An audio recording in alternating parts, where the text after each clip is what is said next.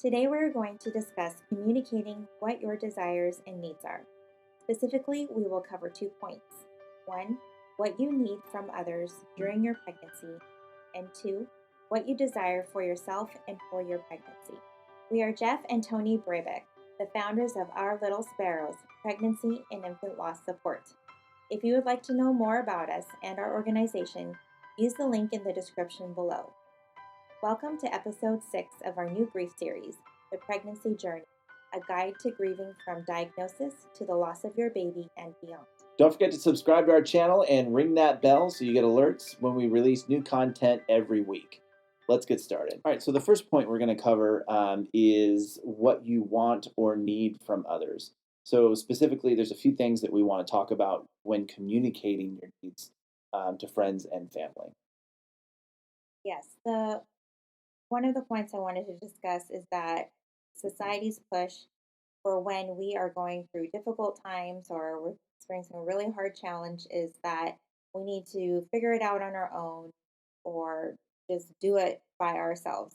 And we have to be strong or I can handle it. And we need to let that go and embrace asking for help and accepting help.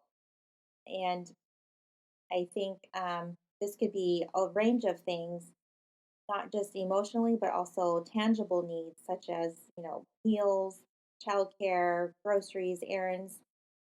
When you receive bad news about your unborn baby, it can be difficult to function on a daily with your daily tasks sometimes. And so I think we need to realize that it's okay for us to ask for help. And it's definitely okay if someone offers to bring us a meal. It's okay to accept it. And um, yeah, I think that's just one of the things that we kind of need to let go is just that desire or the thought that we have to do this by ourselves or manage this on our own. But it's still important that you take the lead and advocate for yourself. As we said in the previous episode, it is important for you to lead in telling others how much or how little you would like them to be involved. Sometimes you have to do this alone, other times you have a partner or a point person, and you can both take the lead for your pregnancy. Another thing that we talked about in the last episode is that, people are going to say awkward things. They're going to maybe say something insensitive or out of left field, I guess is another way to put it. They just don't know any better, right? It may be an uncomfortable conversation for them, or it just may be because they have no clue. They have no idea what you're going through. So, those two things kind of tie in together. We have to lead by telling people how much or how little we want them involved, but we also have to lead by sharing our story. I mean, as much as we're comfortable with, as much as we can.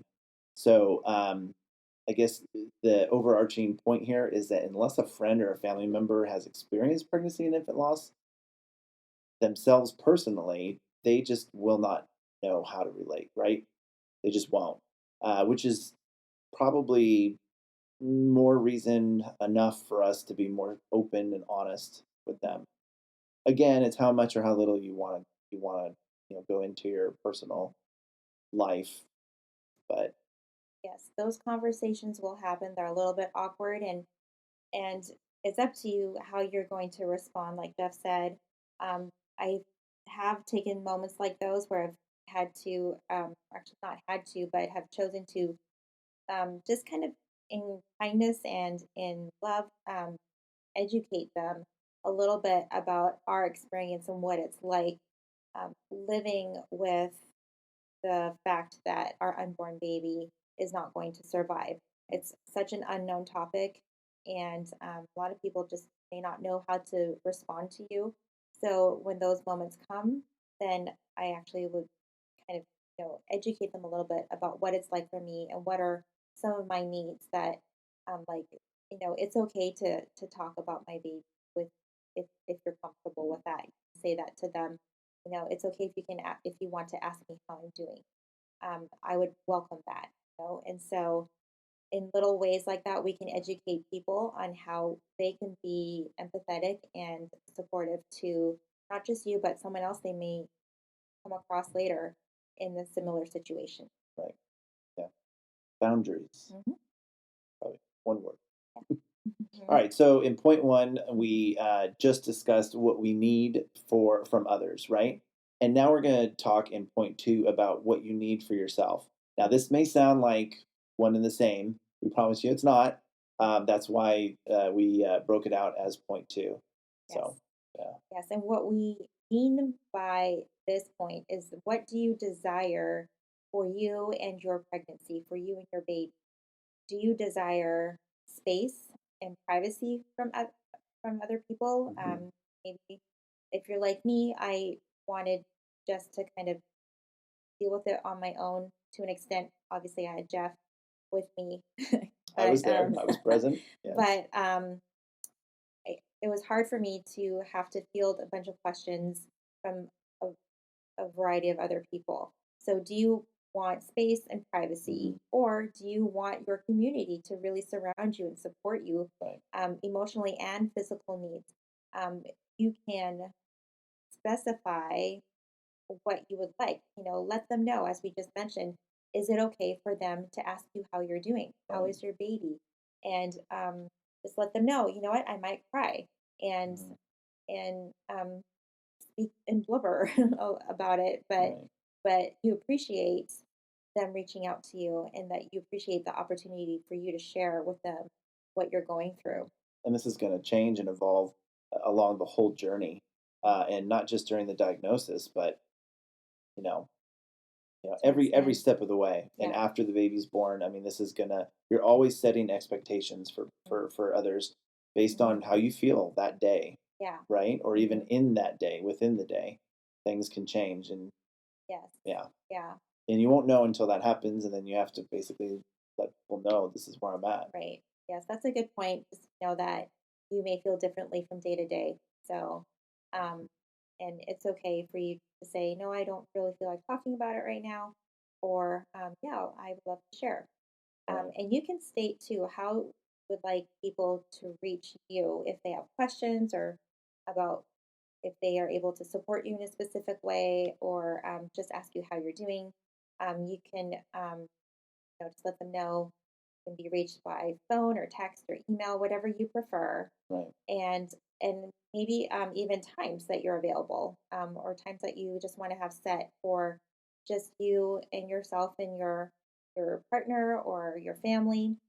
Um, that's important too to set those boundaries for yourself that you have time, um, so that you're not being having to field other people's questions and so forth. I think Hmm. that's too where a point person comes into play.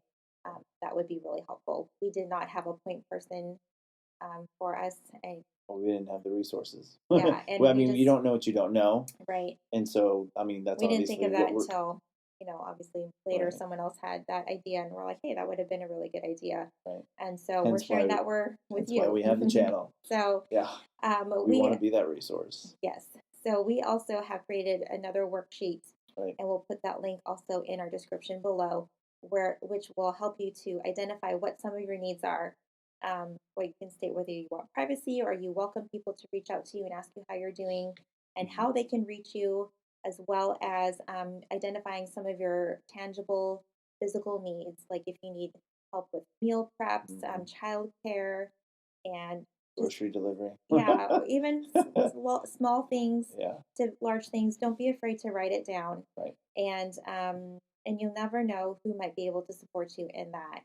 So I think It's not an exhaustive list. I mean, no, it never will be, but hmm at least it's something to get things get your mind rolling. rolling and Yeah. just help you identify what you would like support in, Right. and and then you can either communicate that yourself through your blog or however you're communicating with your Right. family and friends, or you can give it to your point person and they can do that for you and field those questions for you so that you don't have to. Either way, these are just some suggestions just to kind of get your mind sorted Started. started and just be able to kind of communicate a little bit of that for you. Right. And that'll be a link in the description as always.